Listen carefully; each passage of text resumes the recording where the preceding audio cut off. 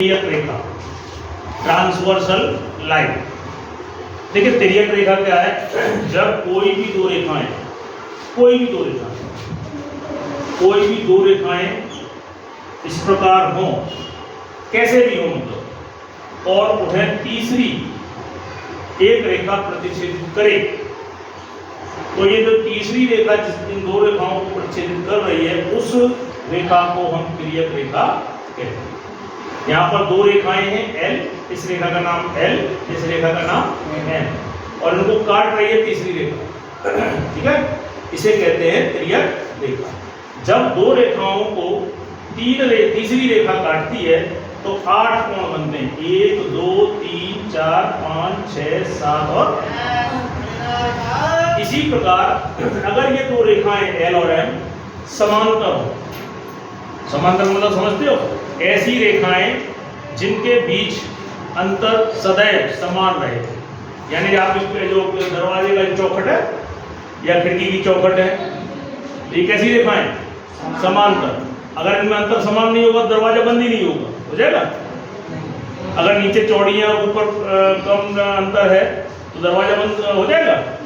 तो ऐसी रेखाएं हो उन्हें हम कहते हैं समांतर रेखाएं। अगर इस वाले केस में ये दोनों रेखाएं L और M समांतर हो जाएं और तीसरी रेखा इसे काटे, तो यहां पर इसे हम क्या कहेंगे? तिर्यक रेखा। बस इन दोनों में अंतर ये है कि यहाँ पर L और M जो रेखा है वो समांतर नहीं है। देखो यहाँ कम अंतर है ना, और यहाँ ज्यादा अंतर है। यहाँ पर L और M क्या है?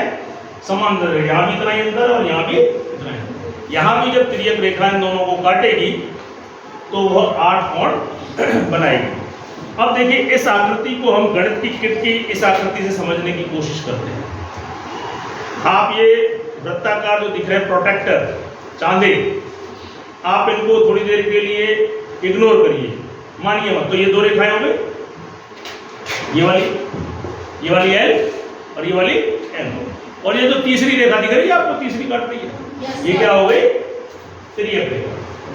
ये जो चांदे मैंने लगाए हैं इनका उद्देश्य ये है कि इन कोणों को नापने के लिए, ये कोण कितने डिग्री का उसको नापने के लिए ये प्रोटेक्टर लगा है।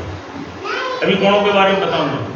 अगर ये रेखाएं इस तरह हो जाएं, समांतर हो जाएं इस तरह, तो ये कौन सी आकृति बन गई? इधर वाली आकृति बन गई। अगर इनमें अंतर कम ज्यादा कर दिया जाए तो ये कौन सी हो गई? ये वाली आकृति। और इनको समांतर कर दिया जाए तो ये हो गई ये वाली। यहाँ पर ये रेखा L है, ये M है, और ये जो तीसरी रेखा है वो आपकी तिर्यक रेखा है, ठीक है। और ये गोल गोल चांदे दिख रहे हैं, ये आपके प्रोटेक्टर हैं और इनसे हम कोणों को नापें। अब देखिए यहाँ पर अगर हम Z बनाएं, क्या बनाएं? Z समझे? Z ऐसे Z बनता है ना, ऐसे। तो ये वाले जो कोण होंगे ये, इन्हें कहते हैं एकांतर कोण। यानी इस स्थिति में 4 और 6, कोण 4 और कोण 6 कैसे होंगे? एकांतर कोण। और समांतर रेखाएं जहां पे भी होंगी वहां पर एकांतर कोण कैसे होते हैं? समान। और दूसरा कहलाते संगत कोण। संगत कोण की क्या विशेषता है कि तिर्यक रेखा है तो इसके एक साइड ले लो, चाहे इधर चाहे उधर। तो एक एंगल ये वाला ले लो और ये छोड़ दो और ये वाला ले लो, तो एंगल 1 और एंगल 5 ये कैसे कोण है? संगत कोण। और अगर ये रेखाएं समांतर हैं तो ये संगत कोण कैसे होंगे? समान। 1 बराबर एंगल 5।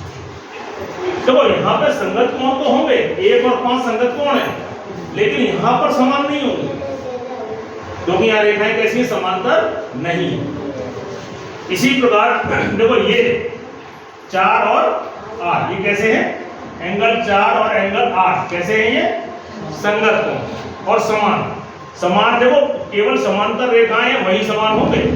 यहाँ पर 1 और 8 नहीं, 4 और 8 संगत कोण तो है लेकिन समान नहीं। इसी तरह 2, आप ये 2 तो 3 को छोड़ दो, 6, 3 और 6 कैसे? संगत कोण है लेकिन समान नहीं है यहाँ। और यहाँ पर आपके 2 और 6 संगत कोण है और वो कैसे हैं 2 बराबर 6। इसी प्रकार 3 बराबर, कितने लोगों को समझ आया? समझ आया आपको?